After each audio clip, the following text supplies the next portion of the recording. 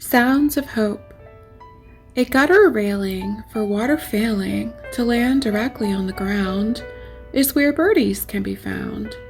Round head and stick beaks, I see them as fatness fills my cheeks. Ivory walls create a gate, as admire I and appreciate. With all the rain we've had of late, in pain it could represent. Honks and horns, an off-key squeeze, whistling of each kind as they please. I find inspiration in these, for tomorrow offers us another breeze, and though I do not like to freeze, please keep offering these sounds of hope springing. Even the ground offers subtle singing, vibrations to tell that we're living.